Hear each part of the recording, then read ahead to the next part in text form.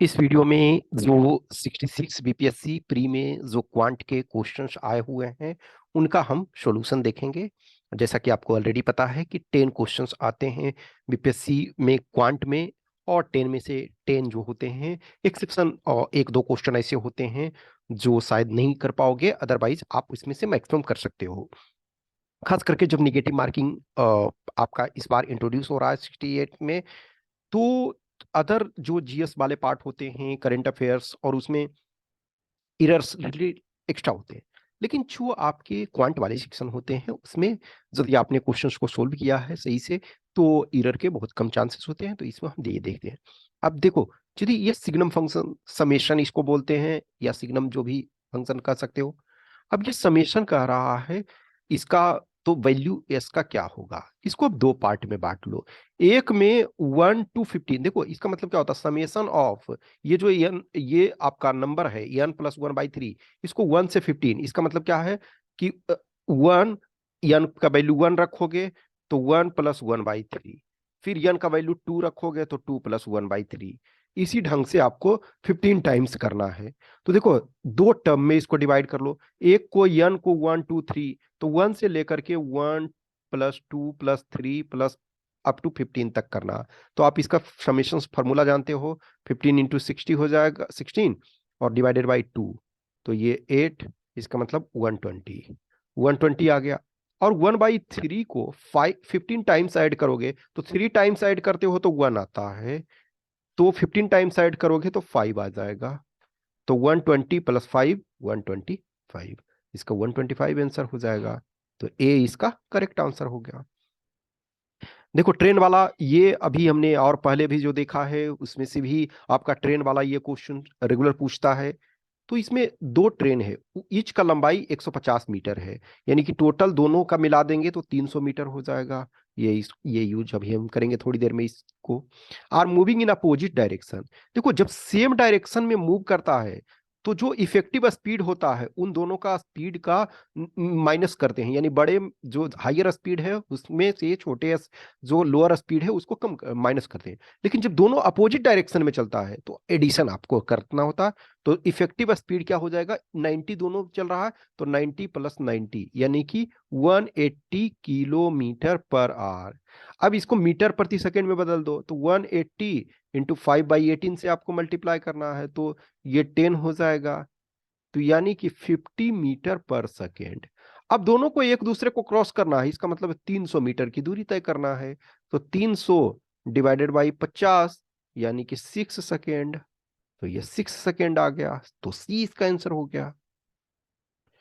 Next का रहा है कि the number of ways in which 12 identical pens can be distributed between 2 students if each student is to get at least 2 pens.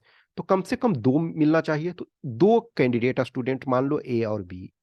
तो पहले case में क्या रखो कि ए को 2 ही पेन मिलता है तो बी को कितना मिलेगा, 10 मिलेगा। नेक्स्ट केस रखो 3 इसको तो 9, 4 इसको तो 8, क्योंकि 12 हमेशा होना चाहिए एडिशन। 5 तो 7, 6 तो 6, दोनों को 6 6। अब इसको 7 तो इसको 5, इसको 8 तो इसको 4, इसको 9 तो इसको 3, इसको 10 तो इसको 2। अब पॉसिबिलिटी नहीं है, तो कितने हो गए, 1 2 3 4 5 6 7 8 9, 9 हो गए। तो 9 तरीके से हम डिस्ट्रीब्यूट कर सकते हैं इसको, सिंपल है सच। तो बी हो गया। नेक्स्ट का रहा कि रेडियाई ऑफ सर्कल्स ए और B are in the ratio of 1.5:1, then the areas of the circle A and B.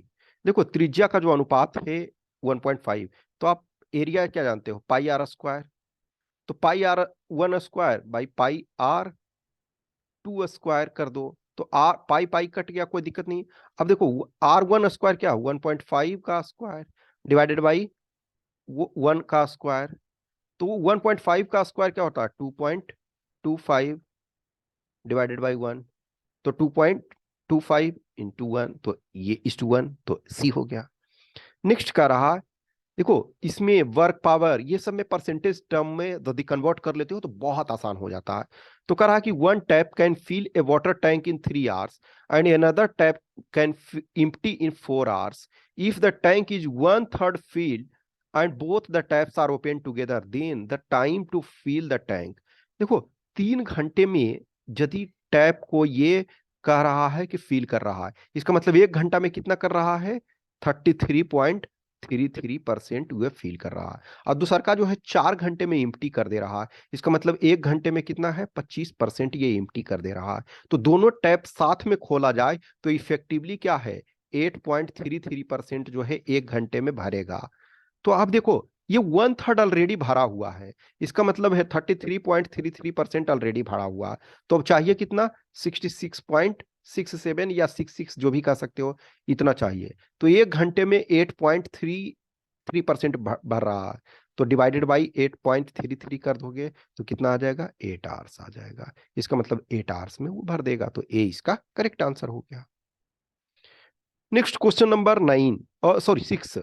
6 में क्या कह रहा है कि सीक्वेंस में नेक्स्ट नंबर क्या होगा। हमेशा ध्यान रखो, ये मैंने पिछले वीडियो में भी आपको बताया कि जो रीजनिंग वाला सीक्वेंस होता है उसमें पकड़ा गया आपका तो एकदम आसान है, नहीं पकड़ाया पैटर्न तो आपका पूरा टाइम 2-3 मिनट भी लग जाएगा, तो सम टाइम नहीं बनता है।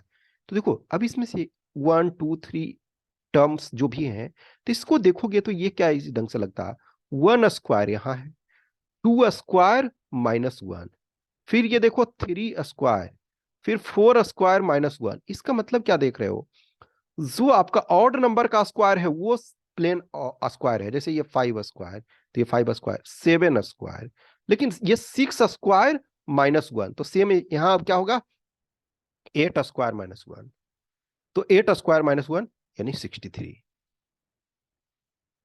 अब देखो नेक्स्ट ये कह रहा है कि 7 number, x² - y² = 7 and x minus y equal to 1, then length of diagonal of rectangle with length and width respectively x centimetre और y सेंटीमीटर। ये जो है x² - y² है, ये आपका 7 और x - y = 1, इसका मतलब एक नॉर्मल लेकर के चलो, 3 और 4 लेकर के चलो, तो 4 स्क्वायर -3 स्क्वायर करोगे तो कितना आता है, 16 - 9 = 7। तो ये 7 आपका आ रहा और 4, तो इसका मतलब 4 और 3 आएगा। तो जब एक साइड आपका 4 है दूसरा 3 है, तो ये डायगोनल क्या हो जाएगा, 3 स्क्वायर प्लस 4 स्क्वायर, तो ये क्या हो गया, √25, इसका मतलब 5 आ जाएगा, तो ये आपका 5 हो गया। 8 कह रहा, इन ए क्लास ऑफ 80 स्टूडेंट्स, 80 स्टूडेंट्स हैं, देखो इसमें ऐसा जो भी होता है तो वेन डायग्राम बना लो। 60% स्टूडेंट्स प्ले कैरम और 45% play chess and 10% student neither play carrom nor chess. तो number of students who play only chess, तो देखो इसको चेस मान लो, इधर वाले को कैरम मान लो। अब देखो टोटल जो 10% है वो कुछ भी नहीं खेलते हैं, इसका मतलब 8 जो है कुछ भी नहीं खेलते हैं, तो टोटल खेलने वाले कितने बचे, 72 बचे। अब देखो 60% स्टूडेंट कैरम प्ले करते हैं, लेकिन कैरम प्ले करते हैं इसका मतलब ये नहीं है कि कैरम वाले चेस भी कर सकते हैं। तो 60% 80 का कितना होता है, 48 होता है, तो इसका मतलब कैरम वाला साइड 48 होगा। और अब इसमें से जो 45%, तो 45% क्या हो जाएगा, 36 हो जाता है, तो चेस। अब देखो दोनों को ऐड करो, 36 प्लस 48, तो 36 प्लस 48 ऐड करोगे तो ये 84 हो जाता है।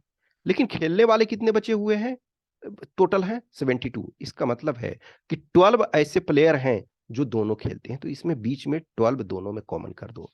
अब चेस देखो 36 खेल रहे थे, तो ओनली चेस का रहा है, तो 36 में से 12, तो 12 तो चूंकि इसमें भी आ गया, तो इसमें से 24 हो जाएगा, इसमें 36, तो हमको पूछ रहा है क्या, ओनली चेस, तो ओनली चेस 24, तो बी हो गया आंसर।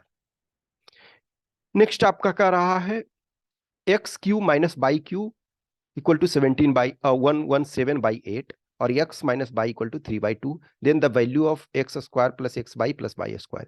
अब देखो इसमें फॉर्मूला आपको जानना पड़ेगा कि x³ - y³ इक्वल टू क्या होता है, x - y और x² + y² + xy, ये आपका फॉर्मूला होता है। अब देखो ये दिया हुआ है और ये दिया हुआ है, तो ये निकालना है, तो इसका मतलब क्या होगा कि इसको इधर ले जाओ तो नीचे ये हो जाएगा, तो x³ - y³ 117/8 दिया हुआ है। अब डिवाइडेड बाई इसको करोगे 3/2, तो 3/2, अब इसको क्या लिख सकते हो ऐसे, 117/8 × 2/3 लिख सकते हो। अब देखो ये तो आपका नीचे 4 आ जाएगा, अब 4 आ जाएगा, ये 3 करोगे तो ये 39, तो 39/4, तो 39/4 आपका ये आ गया। नेक्स्ट आपका जो है 5, ये x⁻², है ठीक है, x² + 2x + 7 = 125, 2x + 1। अब देखो इसमें से सबसे सिंपल वाला जो, अब 5 इसमें रखोगे तो x⁻20, ये x² = 25 हो जाएगा, तो 25 प्लस फिर 10 करोगे प्लस, तो ये बहुत कॉम्प्लेक्स हो जाएगा, सबसे सिंपलेस्ट वाला करो। तो 5 यदि ये 2 रखते हो तो 2² 4, 2 × 2 4 + 7, तो इसका मतलब क्या होगा, 15 हो गया, 5⁻15। इधर 2 रखते हो तो 125⁵ हो जाएगा। अब देखो इसको क्या कर सकते हो, 5⁵ × 5, तो इसको भी लिख सकते हो 5⁻15। इसका मतलब क्या है, दोनों बराबर हो गया, तो ये 2 आपका आंसर हो गया। यदि 2 से नहीं आता तो आप 3 रख के देखते, 4 रख के देखते, 5 रख के देखते, तो जो सिंपलेस्ट में से है उसको रख करके देखो, वहां हमारा आंसर आ गया। क्योंकि यदि उस ढंग से आप इसे कैलकुलेट नहीं करने लगोगे, ये चूंकि कुछ न जो भी क्वेश्चंस आपके दिए हुए रहते हैं वो कुछ ना कुछ फॉर्मूले में सेट्स रहते हैं। ओके, तो ये 65th वाला हो गया 10 क्वेश्चन, और हम जो 64, 63 ये 2 और ईयर के भी आपको प्रेजेंट करेंगे। Okay, thank you.